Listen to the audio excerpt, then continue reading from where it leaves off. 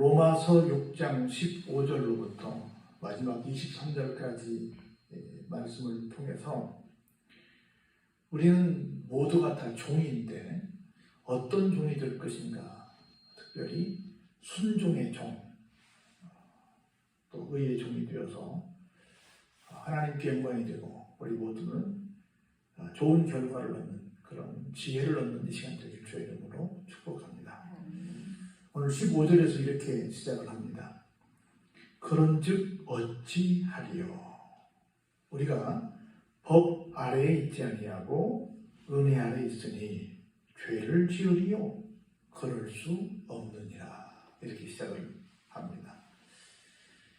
제가 몇 번 말씀드렸지만 구약을 여러 가지로 묘사하지만 그 중에 하나가 법이다, 율법이다 이렇게 말을 합니다. 율법의 기능은 크게 세 가지인데 하나는 인생이 어떤 존재인지를 깨닫게 합니다. 다시 말해서 인생이 큰 죄인이다 라고 하는 것을 깨닫게 합니다. 두 번째는 이 죄에서 절대로 인생 스스로는 벗어날 수가 없구나 라고 하는 걸 깨닫게 합니다. 마지막 세 번째는 그래서 나를 이 무거운 사슬에서 벗어나게 할 구세주가 필요한 거구나. 즉 예수, 즉 그리스도 메시아가 필요한 거구나 라는 것을 느끼게 하는 것이 바로 율법의 기능입니다. 그래서 우리가 율법을 전혀 배제하는 건 아니지만 그래서 율법으로는 구원받을 수 없어서 우리가 좀 도와주세요 구세주님 해서 구세주에게 다시 말해서 은혜에게 우리의 모든 것들을 맡기는 상황이 되었다라고 하는 겁니다. 그렇다고 해서 우리가 늘 율법을 무시하고 살 거냐? 다시 말해서 그냥 어쩔 수 없으니까 하고 죄가 없게 살 거냐? 그럴 수 없다는 겁니다. 다만 원론적으로 말하면 우리가 율법을 지켜서 지킬 수도 없지만 구원을 받는 것이 아니고 하나님의 은혜로 말미암아 구원을 받게 되었다. 그럴지라도 마음대로만 죄를 지어서는 안 된다. 또 그렇게 되지도 않는다. 하나님께서 우리를 은혜의 자리로 인도하신다는 것을 이 말씀을 통해서 우리에게 지금 일깨워주고 있다. 이렇게 말씀을 드릴 수 있습니다. 그러면서 16절에 중요한 말씀을 해요. 너희 자신을 종으로 내주고 있다. 그래서 누구에게 순종하느냐에 따라서 우리는 그 순종의 대상의 종이 된다. 이렇게 말합니다.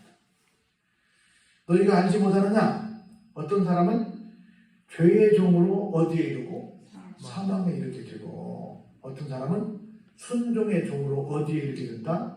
의에 이르게 된다.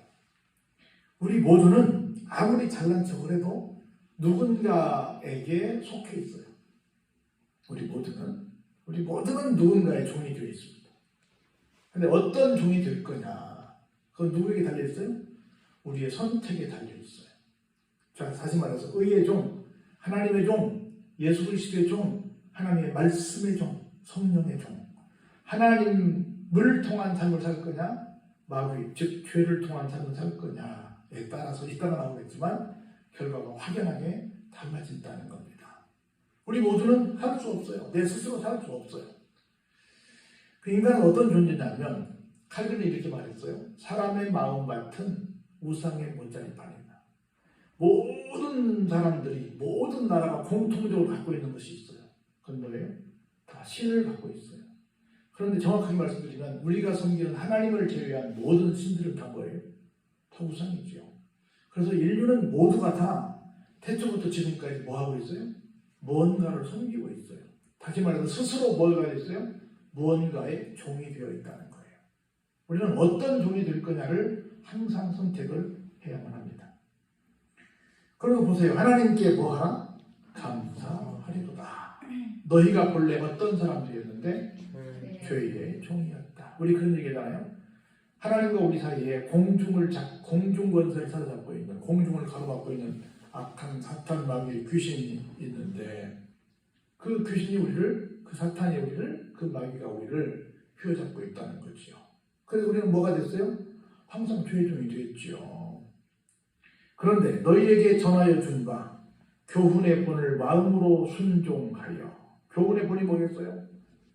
하나님이 가르쳐 주신 거죠. 하나님 말씀이지. 다시 말해 주인을 바꾼 거지요. 그랬더니 어떤 결과가 우리에게 주어졌어요? 죄로부터 해방이 되었고 지금부터는 종은 종이지만 무슨 종이 되었어요?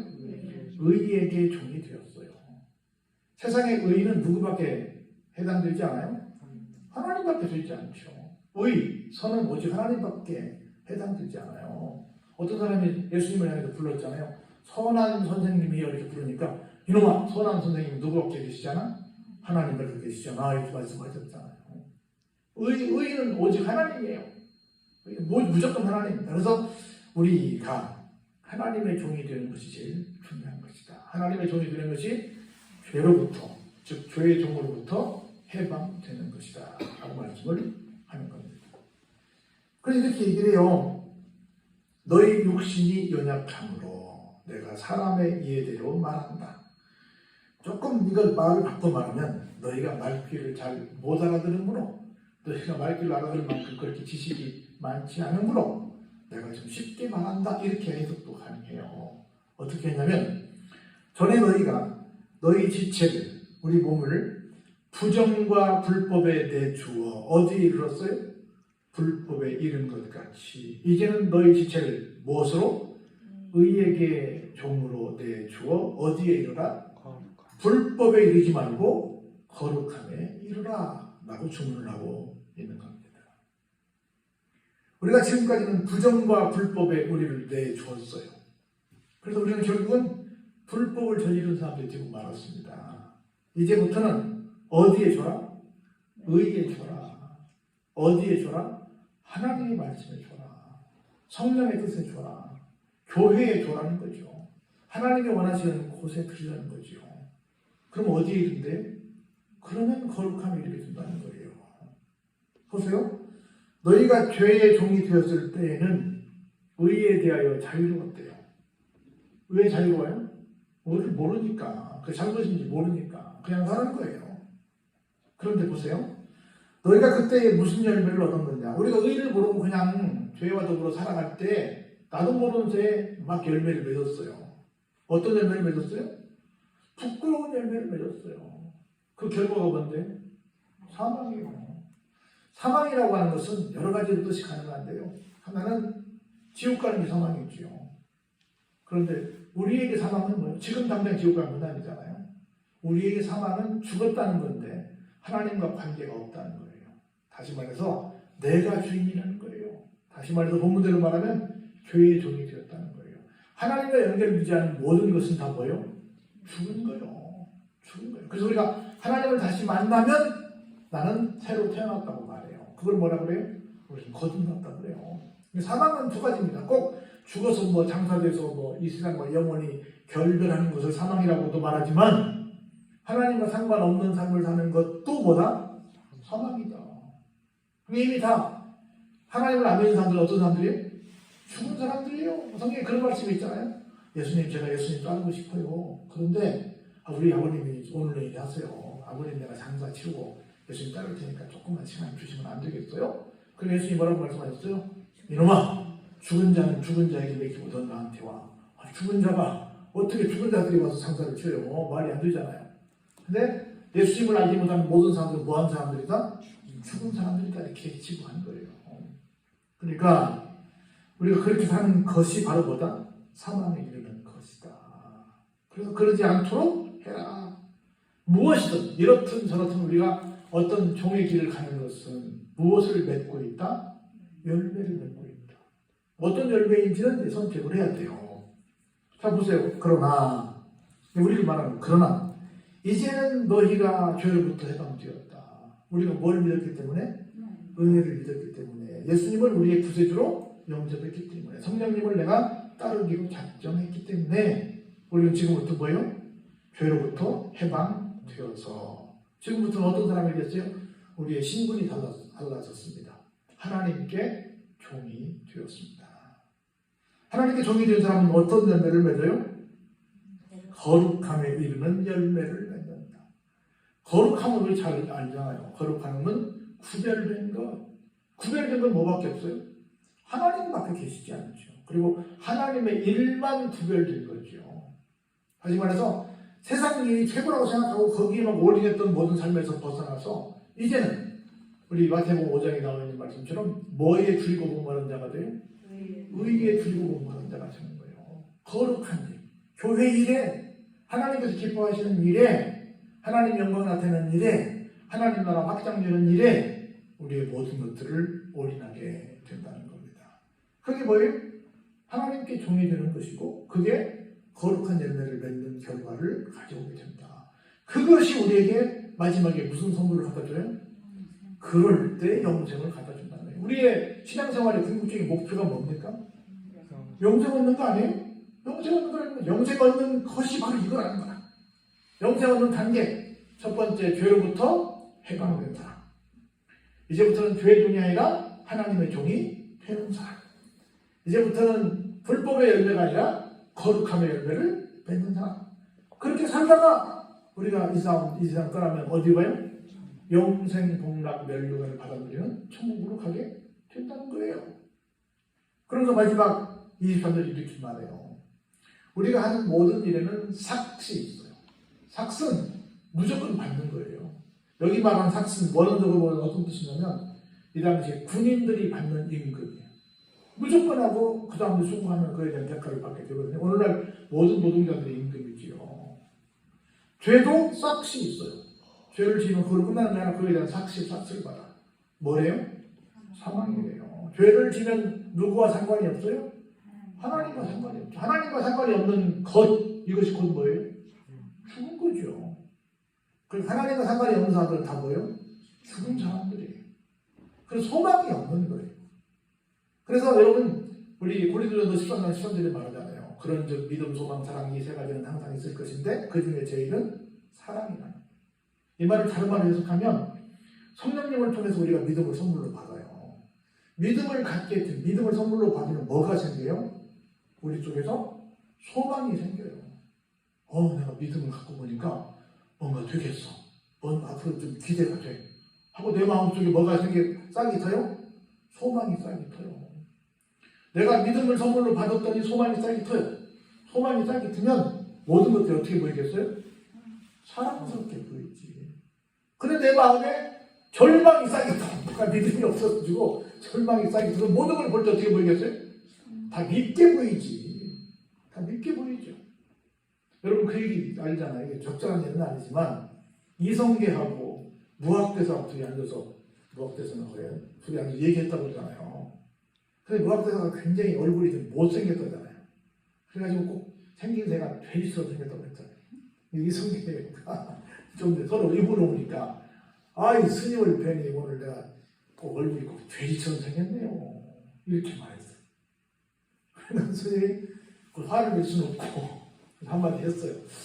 그래서 내가 그 임금을 보니 이성계 조선 초대 왕이잖아요. 보니 부처님 얼굴을 뵙는 것 같습니다. 이렇게 말했어요. 아니 스님 내가 그렇게 농반 진반으로 좀 나쁘게 말했으면 스님도 나한테 좀 나쁘게 말을 해야 이게 주거니 막거리가 되지. 나는 그렇게 말했는데 그렇게 말씀하시면 나만 이상한 놈 나만 나쁜 사람 되는 거 아닙니까? 그랬더니 그렇게 말했어요. 다 자기 눈에 보이는 대로 보이는 겁니다. 어떻게? 자기 마음속에 있는 것대로 보이는 겁니다. 내 마음속에 누가 있으니까? 부처가 있으니 보이는 사람들은 다 부처처럼 보이는 거고 왕의 마음속에 뭐가 있으니까? 돼지가 있으니까 보이는 사람은 다 돼지가 있는 것인데 내가 그걸 있는 대로 말했는데 뭐 얻었습니까? 이렇게 말을 했다고 그래요. 예? 네? 그렇단 말이에요. 예. 그래서 다 하나님이 없으면 내 마음속에 믿음이 없으면 뭐가 없어요? 소망이 없지. 소망이 없으면 절망이 나한테 잘해보고 있으면 보는 것만 다 어떻게 보여요? 다 요상하게 보이죠. 다 믿게 보이죠. 다 눈꼴 사납죠. 근데 내가 뭐하면 소망이 있으면 다 어떻게 보여요? 사랑스럽게 보이죠. 그래서 종래에는 진짜 우리 하나님의 사람이다라고 한다면 모든 게 다 어떻게 보여요? 사랑스럽게 보이는 거예요. 근데 아직도 내가 막 어떤 때는 이뻤다가 어떤 때는 안 이뻤다가 어떤 때는 막 그냥 이쁘졌다 하면 아직 내 마음속에 뭐가 있으면 견고하지 않아요? 믿음이 견고하지 않아요. 상대방에 대한 이 신뢰가 견고하지 않아요. 견고하지 않아요. 여러분 나는 그 잘 모르는데 무슨 뭐 롬바르기니 뭐 이런 차가 있다면서요? 뭐 페라리 이런 차도 있다면서요? 좋다면서 이런 차가? 이 차는 어디서 만들었나요? 이 차를 뭐 폭스바겐이나 무슨 뭐 벤츠나 무슨 뭐 우리나라 현대나 이렇게 유명한 데서 만들지 않는데요. 이태리의 한 도시에서 만들었는데 협동조합에서 만들었는데요. 어떻게 만들었냐면 이런 얘기를 하더라고. 예를 들어서 그 동네에 협동조합들이 여러 개가 있잖아요. 예를 들어서 한 카센터 사장이 타이어를 하나 새롭게 개발을 했어. 예를 들어서 이 타이어는 일반적인 타이어는 10,000km를 달려. 다 10,000km 달리면 다 빵꾸가 나. 근데 이 사람이 만든 것은 20,000km를 달려야 빵꾸가 나. 얼마나 대단하겠어요? 그러면 우리나라 같으면 어떻게 하겠어요? 얼른 특허청에 가지. 그래서 이 기술 내 거라고 특허해서 말고라도 내가 그 기술값을 내가 받지요. 그리고 저작권 해갖고 내 거로 하지요. 그래 안 그래요? 여러분 그런데 안 그러겠어요? 그럴 거라면 일반적으로 그렇단 말이에요. 근데 이 사람들은 그렇게 안 해요. 바로 그 지역에 있는 모든 타이어 만드는 사람들을 다 불러요. 그래가지고 내가 이렇게 만들었어. 기술을 다 공유해. 그 다음부터 어떻게 하겠어요? 이제는 10,000km를 하는 게 아니라 20,000km가 아니라 21,000km를 달리는 타이어를 만드는 거예요. 그래서 최고의 기술을 나눠. 그래서 모든 기능을, 모든 발견된 것들을, 최고의 것들을 다 공유해. 그럼 어떻게 하겠어요? 최고로 만들어주지, 그러니까. 그래서 우리는 뭘, 미안하지만 우리나라는 욕하는 건 아니야. 뭘 나눌 때, 최고를 나눠요. 쓰다가 그냥 남는 거 나눠요. 먹다가 유통기한 다 된 거 나눠요. 막 뛰어온 거 나눠요. 미안하지만. 그것도 귀하지. 귀하긴 귀한데, 우리의 나눔은 거의 다 그냥 나한테 새거 일지라도 필요 없는 거야. 근데 이 사람들은 그 나눔이 어떤 나눔이냐면 최고만 나눔. 그러니까 최고의 정보를 나누니까 세계 최고의 차를 만들어주는 거야. 무슨 말인지 이해가 되세요? 우리가 죽도록 지금 일하고 세계 OECD 국가에서 제일 일 많이 하는 나라가 어디래요? 우리래요. 그럼 우리가 지금 한 35,000불 정도 돼요. 근데 우리보다 훨씬 더 일 적게 하는 나라 같은 경우는 이스라엘 같은 경우는 한 40,000불, 50,000불 정도 돼요. 저 북미 같은 경우는 막 거의 80,000불 정도 가요. 지금 6, 7, 8,000불. 이렇게 죽도록 일해서는 그렇게 될 수 없어요. 서로 정말 윈윈할 수 있는 방법을 만들어서 세계 최고의 것을 만들지 않으면 우리는 이 상태로 죽도록 노력해서 이 상태로 머물러 살아야 돼요. 무슨 말인지 이해되세요? 그래서 함께 뭘 공유할 거라는 거야. 그럼 어디서 있어요? 어떻게 하는 거예요? 가장 내가 신뢰할 때, 어떻게 할 때? 사랑할 때.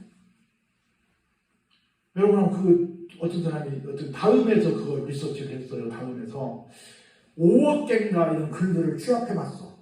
5억 개, 그 다음 쪽에 나와 있는 각종 글들이 있잖아요. 취합해봤더니 이런 재미있는 거 나왔어요. 세상에서 제일 믿을 수 없는 사람 1위가 누가 나왔을까? 세상에서 제일 믿을 수 못 믿는 사람 1등. 우리나라야. 우리나라 사람 누구냐? 한국에서 저 사람 제일 믿을 수 없어. 누굴까요? 1등이 누구였을까요? 정치? 또 목사님은 1등이 누가 나왔을까? 권사님은 누가 1등이에요? 어떤 사람을 제일 믿을 수 없어요? 장사하는 사람? 뭐 허가받은 거짓말 얘기니까? 그렇지 않아요. 1등이 누구야? 남편.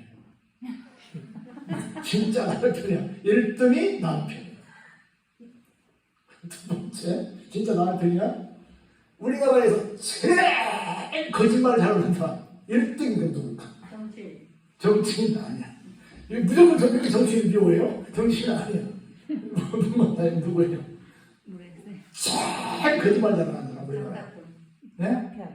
장사꾼은 허가받은 사람이니까 장사꾼이 아니라니까. 누구요?